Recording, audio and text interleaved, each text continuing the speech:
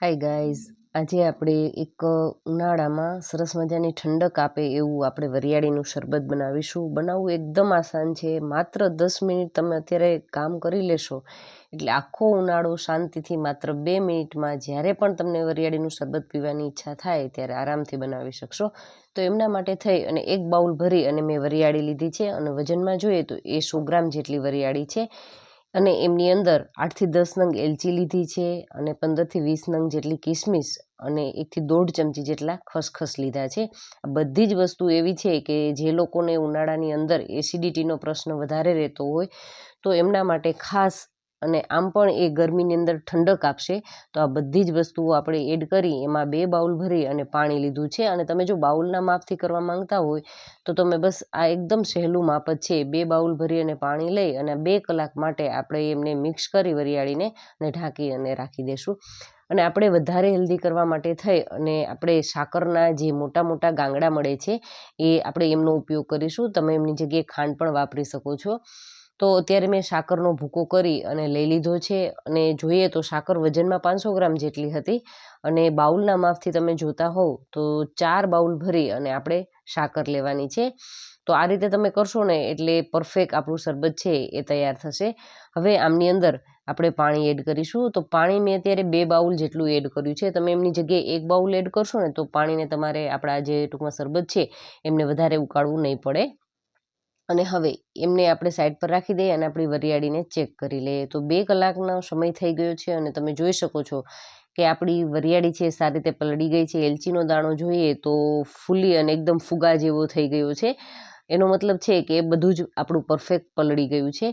તો હવે આપણે એક મિક્સી જાર લઈ લેશું અને એમાં આપણે આ વરિયાળીવાળું મિશ્રણ છે એમને ટ્રાન્સફર કરવાનું છે. અને ખાસ આપણે શરૂઆતમાં જ્યારે આપણે એમને ક્રશ કરીએ ને ત્યારે આમની અંદર પાણી વધારે નથી એડ કરવાનું. એટલે જાળીવાળા ચમચાની મદદથી, કોઈ પણ વાસણની મદદથી આપણે લઈ લેશું જેથી કરી અને વધારે પાણી ન એડ થાય. હવે એમ કરવાનું કારણ એ જ છે કે જો વધારે પાણી એડ થઈ જશે ને તો વરિયાળીનો દાણો છે એ સારી રીતે ક્રશ નહીં થાય અને એમનાથી જે બધું જ વરિયાળીનો પલ્પ છે રેડી થવો જોઈએ એ નહીં થાય. તો માત્ર આપણે બસ થોડું પાણી એડ કરીશું, 4 થી 5 ચમચી જેટલું, અને આપણે એમને ક્રશ કરી લેશું. તો આ રીતનું ચટણી ટાઈપનું એમનું મિશ્રણ તૈયાર થઈ ગયા બાદ આપણે હવે થોડું પાણી એડ કરી દેશું. તો લગભગ મેં 1 બાઉલ ભરી અને પાણી એડ કર્યું છે અને હવે આપણે એમને ક્રશ કરી લેશું. જેથી કરી અને તમે જોઈ શકો છો કે સરસ મજાની આપણું વરિયાળી છે એ ક્રશ થઈ અને આવી ગઈ છે.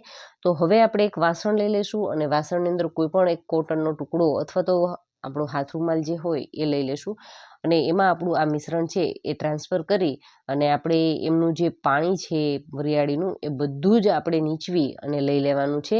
અને આપણો એ પલ્પ છે એ સરસ મજાનો રેડી થઈ જશે અને વધારાનો જે વરિયાળીનો જે કચરો કહી શકાય એ નીકળી જશે અને આપણું એકદમ સરસ મજાનું ફાઇન આપણું પેસ્ટ છે એ તૈયાર થઈ જશે.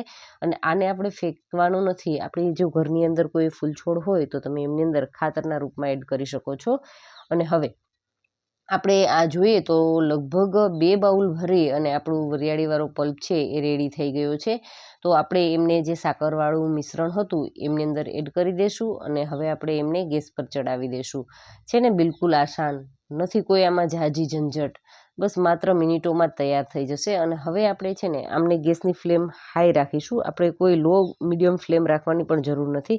હાઈ ફ્લેમની ઉપર તમે કરશો તો એકદમ ઝટપટ વરિયાળીનું શરબત છે એ તૈયાર થઈ જશે. સૌથી પહેલાં તો આપણે એમને જે સાકર છે એમને સારી રીતે મિક્સ કરી લેવાની છે.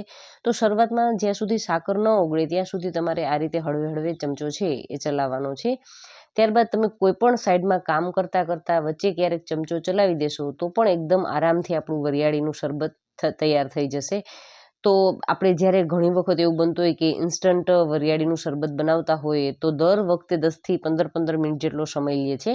પણ તમે અત્યારે હું તમને કહું કે આ રીતથી તમે કરી લેશો ને તૈયાર, તો બસ એક જ વખત તમારે આ ખોટી થવાનું છે કામ બધું વચ્ચે મૂકી અને બસ માત્ર 10 થી 15 મિનિટ શરૂઆતમાં તમે આ રીતે કરી લેશો એટલે આખો ઉનાળો તમે આ શરબત છે એન્જોય કરી શકશો. તો લગભગ 5 થી 7 મિનિટના સમય બાદ તમે જોશો તો આ રીતનું આપણું મિશ્રણ છે એ ઉકળવા લાગ્યું છે, અને જો ઉપરથી તમને આ રીતે કચરો છે એવું દેખાતું હોય તો આપણે જે ચા ગાળવાની ગળણી હોય તો એમની મદદથી આપણે ઉપર રહેલા જે ફીણા છે એ દૂર કરવા હોય તો તમે દૂર કરી શકો છો. અધરવાઇઝ એનો કંઈ પ્રશ્ન નહીં આવે શરબતમાં. અને આપણે આમાં બિલકુલ કેમિકલ, કોઈ કલર કોઈ આપણે યુઝ નહીં કરીએ, પ્રિઝર્વેટિવ, માત્ર ઘરમાં જ રહેલી વસ્તુની મદદથી જ આપણે આ શરબત છે એ તૈયાર કરીશું, અને એકદમ હેલ્ધી એવું આપણે શરબત તૈયાર કરવાનું છે. તો લગભગ 10 થી 12 મિનિટ જેટલો સમય થઈ ચૂક્યો છે, અને જુઓ હળવું એવું ઘટ થઈ ગયું છે. અને ખાસ આપણે આને જ્યારે આપણે ઉકાળીએ ત્યારે એકદમ વધારે ઘાટું નથી કરવાનું, કોઈ તારવાળી ચાસણી તૈયાર નથી કરવાની. અને જુઓ મેં એક લીંબુનો રસ છે એડ કરી દીધો છે, લગભગ 3 મોટી ચમચી જેટલો લીંબુનો રસ છે એડ કરી દીધો છે. અને આ અત્યારે જે પૂરેપૂરું કૂક થઈ જવા આવે ને ત્યારે જ આપણે લીંબુનો રસ એડ કરીશું, જેથી કરી અને એમની ખટાશ જળવાઈ રહેશે. અને આપણે આ શરબતને લગભગ 3-1 મહિના સુધી ફ્રીજની અંદર આરામથી સાચવી શકીશું. તો આપણે કોઈ લીંબુના ફૂલ પણ એડ કરવાની જરૂર નથી, અને તમારે બહાર સ્ટોરેજ કરવું હોય તો તમે લીંબુના ફૂલનો ઉપયોગ કરી શકો છો. તો અત્યારે જુઓ મેં ચમચા ઉપર લીધું મિશ્રણ, આ રીતે આપણે કરીને જોશું ને તો બિલકુલ ચીપકતું નથી. પણ જ્યારે આપણું મિશ્રણ હળવું એવું ઠંડુ થઈ જશે ને ત્યારબાદ આપણે જોશું તો એ પરફેક્ટ તમને દેખાશે. તો લગભગ 10 થી 15 મિનિટ માટે મેં એમને ઠંડુ કરી અને લીધું છે. તો તમે જોઈ શકો છો કે પહેલાં કરતાં ઘણું જ ઘટ દેખાય છે. અને જે આપણે લીંબુનો રસ એડ કર્યો છે ને એનું એક બીજું બેનિફિટ એ પણ રહેશે કે તમે જુઓ અત્યારે જો ચમચા પાછળ બિલકુલ ચોટે છે એ દેખાય છે. તો હવે એટલું ઘટ થઈ ગયું છે તો એ પરફેક્ટ છે. અને લીંબુનો રસ મેં તમને કીધું એ મુજબ એડ કરવાનું કારણ એ પણ છે કે જ્યારે આપણે બોટલ ભરી અને ફ્રીજની અંદર સ્ટોરેજ કરીશું ને તો ખાંડના જે ક્રિસ્ટલ્સ થઈ જતા હોય છે એ બિલકુલ જ નહીં થાય. તો તમે આમને પ્લાસ્ટિક અથવા તો કાચની બોટલની અંદર કોઈ પણ રીતે તમે સ્ટોરેજ કરી શકો છો. અને આપણે બનાવીને પણ જોઈ લઈએ.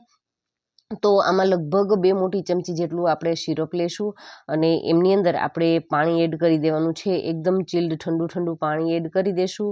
અને બરફના ટુકડા તમારે એડ કરવા હોય તો એ પણ કરી શકો છો. અધરવાઇઝ તમે સરસ મજાનું માટલાનું ઠંડુ પાણી એડ કરશો ને તો પણ એકદમ ટેસ્ટી આપણું વરિયાળીનું શરબત છે એ તૈયાર થઈ જશે. અને બસ આપણે એમને હળવું એવું હલાવી લેશું. અને ઉપરથી જો તમને ગમતો હોય તો તમે ચાટ મસાલો પણ એડ કરી શકો છો, ફુદીનાના પાન એડ કરવા હોય એ પણ કરી શકો છો. કોઈ પણ રીતે તમે એમને ખાસ પીશો તો એકદમ જ સરસ મજાનું ટેસ્ટી એવું આપણું વરિયાળીનું શરબત છે ઇન્સ્ટન્ટ રેડી થઈ ચૂક્યું છે. તો તમે એકવાર ચોક્કસથી ટ્રાય કરજો, અને વિડીયો ગમ્યો હોય તો લાઇક પણ ચોક્કસથી કરજો. Thank you for watching this videos.